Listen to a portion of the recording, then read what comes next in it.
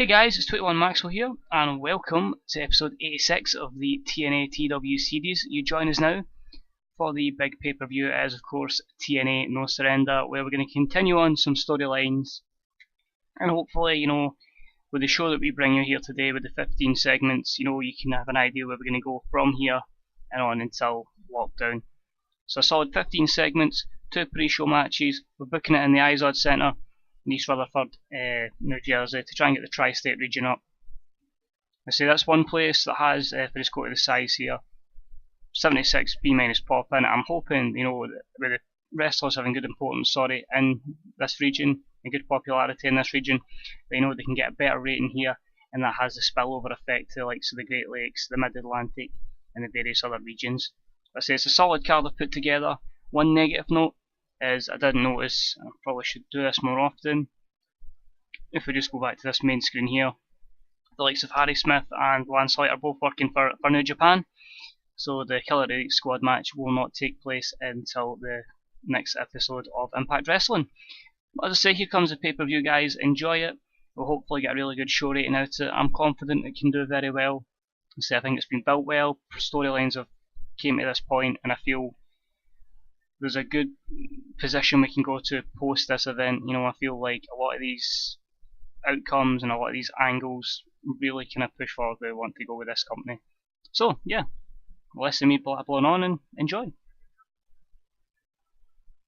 So our first pre-show match, and a match that had some good action but not much in the way of heat.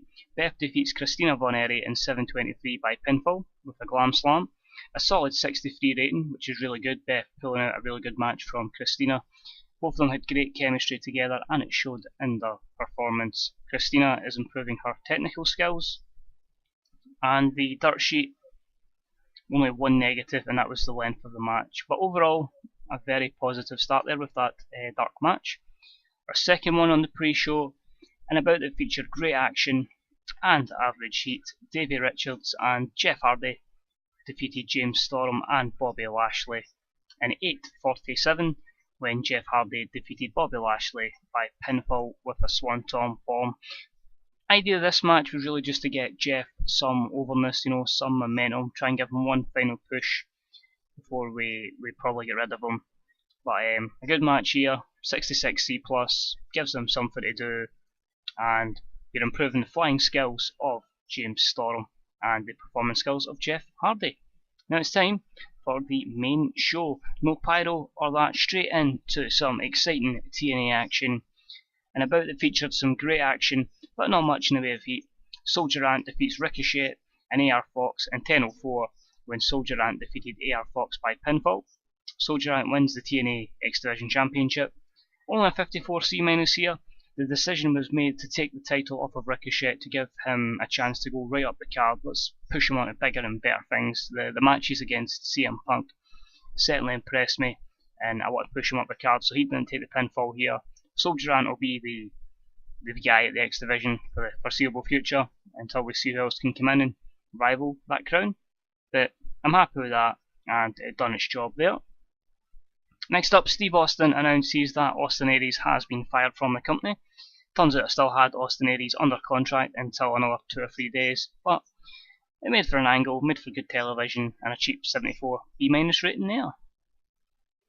Next up, in the match that had some good action and average heat, Chris Hero defeated Jacob Goodnight in 7:56 with a death blow, 57 C-.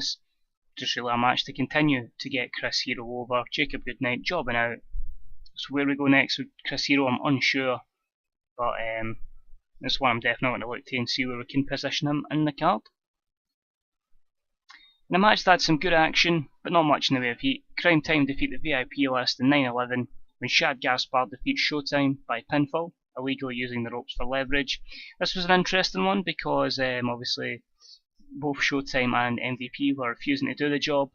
I had to make them both look strong because obviously we still need to enhance and push JTG or Jason Paul up the card. But a 49 D+, we managed to get them to put them over, and hopefully they can continue to progress. In a match that had some good action and average heat, the Hollywood Supernovas defeated Team 3D in 14:27 when Joey Ryan defeated Billy Ray by pinfall using underhanded tactics During the match, we had Matt Morgan run in and attack Brother Devon. The Hollywood Supernovas win the TNA tag team titles. Just decided, looking at it, you get two guys for Hollywood, they need a bodyguard. Matt Morgan was available, and he's going to come in and be an absolute monster for them. It's a shame the Evolution gimmick only got a 35, but he's in, and hopefully we'll give him a decent push for the 1 or 2 years. It gives the titles to the Supernovas as well. We can phase Team 3D out, and it's improving Joey Ryan's flying skills. Next up, in the match that had some good action but not much in the way of heat, Mia Yim defeats Melissa in 9:23 by fast roll-up. Mia Yim continues to be an underdog and makes defence number 3 of her TNA Women's Knockouts title. 51D+, no skill improvements there, but again just making Mia Yim get a wee bit lucky as she continues her run as champion.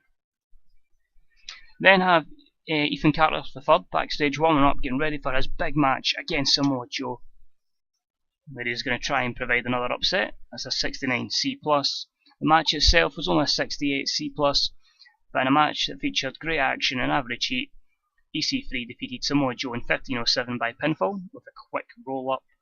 Good chemistry between them. I still would like it to get to a B-, so hopefully over time, once we get more pop into the feud, a bit more heat into the feud, get the fans really into it and really rooting for EC3, then hopefully that will get a higher rating, but that will come over time. So happy with that. 68C. Have I done this right? A backstage worker is shown knocking on the door of Adam Cole. No, that's wrong. That should be Cesaro. That's me made a mess of it, but it gives a cheap 82 rating. The plan was Cesaro was going to come out to a big spectacular entrance. I must have put the angle in and made a complete mess of it. Oh well, I get a cheap rating out of it, I suppose. So we'll take that. Cheers, Adam Cole. But the plan was to Cesaro to come out, as a mystery opponent for Kurt Hawkins or for Hawkins, and really just to get the crowd going and not going, oh my god, they've got Cesaro. And then next up, really disappointing. I wanted this to score very highly, because we were booking Cesaro as a main event talent here. But about it featured great action and average heat. Hawkins defeats Cesaro in 11:12 by pinfall with a fast roll-up, yet another one, vintage TNA booking. Hawkins makes defence number 1 of his TNA Central Championship. Only a 66C+, disappointing. Good chemistry between both workers. Cesaro's improving Rumble skills. The plan there was really just to bring in a star that could get a good match out of Hawkins, which would maybe make it 70, 80 odd rating, and really push Hawkins up to the next level, but that was disappointing. Quite sad with that. Next up, Steve Austin announces that Daniel Bryan has signed to a contract, so he announces the third man in the main event is Daniel Bryan. In 82B, we're really hoping this main event has to pull a 90, or we are going to flop here and lose popularity. So the pressure's on. And this gets worse because Adam Cole has a poor interview segment with Matt Striker. Adam Cole basically has an interview with Matt Striker, and he's talking about why is Daniel Bryan in this match? This is Adam Cole's opportunity to become TNA champion, and Daniel Bryan is just getting in his way. That's the 63C. Striker performed poorly in the segment. We really need to start working with him or get a better backstage interview, or just give it to Austin, put him in that duty. Finally, CM Punk is in the ring, and he's talking about how good he is. He's talking about going, hey, Daniel Bryan's in the match. I don't care. I'm CM Punk. I'm the best in the world. I'll retain my championship regardless. The match itself delivers, though. In a match that had some excellent in-ring action and great heat from the audience, CM Punk defeated Daniel Bryan with Adam Cole in 25:05 when CM Punk defeated Adam Cole with the GTS. CM Punk makes defence number 6 of his TNA World Heavyweight Championship. The storyline continues, a solid 90A rated match. I actually had intended to put the title on Adam Cole, but I felt when we tried to do the deal for Bryan, it was cheaper to bring him in for 5 appearances rather than 1. So the plan we go here is Punk will stay champion, and Cole is going to chase Bryan in revenge for obviously making a mess of the championship run, and this is going to allow Adam Cole to defeat Daniel Bryan and go over Bryan. So I'm looking forward to that, and it's a good chance to really get our superstars over, the WWE guys. But a great match there, might save a rating. CM Punk is improving performance skills, Daniel Bryan improving Rumble skills, and Adam Cole improving Rumble skills as well. I know that is kind of giving away a bit of a storyline, but you know, I mean, it's talent that's not there, so you would expect that our talent is naturally going to go over. What happens with the World Heavyweight Championship down the line? We'll just need to wait and see. Who's Punk going to defend it against? Again, remains to be seen. Finish the show off. Continuing on for that angle, Daniel Bryan isn't what says he's celebrating in the ring. That's because it's a default angle. But the plan is, Cole's just unhappy that that Adam Cole was cost by Daniel Bryan the title. So he's raging. He's battering down Bryan. He's like, I would have been world champion if it wasn't for you, Daniel Bryan. It's all your fault. And then CM Punk sees this, comes back in, makes the save, scares Adam Cole off, and Punk takes. At the end of the show, basically, see Punk try to take Bryan backstage, and he's holding his championship belt, just saying, I'm the champion, but I'm not having this happen on my show, you know what I mean? Bryan's a good friend, etc. That kind of idea, It's a shame with the angle pack, I'm not one for writing out my storylines, so I feel it's better to explain them. I'm actually writing them out, and I'd probably make a big mistake writing them out as well. That's the idea of that segment anyway. To build for that Adam Cole, Daniel Bryan kind of feud in the future. But say 95A is perfect, and that's even with Adam Cole being penalised for poor gimmick. So hopefully that segment and match may save us. We'll find out. Moment of truth time. An 84B plus, fantastic. So that's done it. That's saved us. Popularity increases in 23 regions. Thank you, Daniel Bryan. So I feel if it was just Cole against Punk, it would have only drew him of any AR than we were looking at losing Pop. So I just wanted something to freshen up and we can get away with it there. But Daniel Bryan, Adam Cole, and CM Punk, all three of these get complimented in a good performance. That's great. It's a shame we have to bring somebody in to make the show good, but if it's to get me to national, I've got to take these kind of risks. Whether we see Cesaro back, I don't know after that. As I say, it was just a way to elevate the Central Championship and elevate Hawkins. I'm intrigued to see. I have an idea of a few directions I want to go with some wrestlers. We'll see how they go. Pretty much in my mind right now, I have 4 or 5 feuds going into lockdown. I'll have 3 weeks to build. But we'll see the differences in size, and we'll see what the difference is with our buy rate, etc. Let's have a look from the top. TNA No Surrender, really struck gold with the show, that's good. You look ancient, so I'll just look at you. Spud won the championship in ASW. Should maybe bring Spud back. I haven't got Spud in my roster. I need to check that one out. Maybe bring Spud back. JOS is looking to stay with the WWE Trouble in NXT. I'll sign somebody.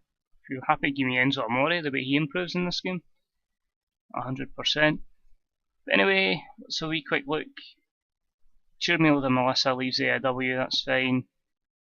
Cesaro's gone from TNA because it's a 1-match spell. Brian Cage has done his in the new network schedule, so we're stuck with an hour and a half of Impact Wrestling for the next 3 months at least. And the buy rate was a 2.79. I can't actually remember what my other buy rates have been, so I'll have a wee quick check in my log and my user stats to see that is actually my best ever buy rate. So I'm delighted with that. That's really good to see. I'm really happy with that. I'm actually quite just a wee bit under our best ever show. It's also interesting to see if I had 98 shows. We're closing in on that 100th show in game. Obviously I've not done all of it on episodes. The first 2 months was me kind of just mucking about, changing stuff, hence it was 2 months in before I properly started the series. That's why we're at episode 86. But that's interesting. Well, our final second check is the size. That worked out perfectly. Absolutely perfect. The Great Lakes is 65, Puerto Rico is 65, the Midwest and the Northwest. If we can get another match to push us over and get 23 places up, we'll be national. So Daniel Bryan could be that guy that gets us to national. So thank you guys for tuning in for this episode. See, we're now on the road to lockdown. It's only 3 weeks in game till lockdown, so booking will go straight into booking towards that. So if you enjoyed the episode, guys, please leave a like. If you've got any comments, leave them in the comments section below. If you haven't already, hit that sub button. That'll let you know when these episodes are going to be dropping. It's going to be every Tuesday and every Friday from now on. And until next time, this is 21 Maxwell, and I'll speak to you real soon. Bye bye.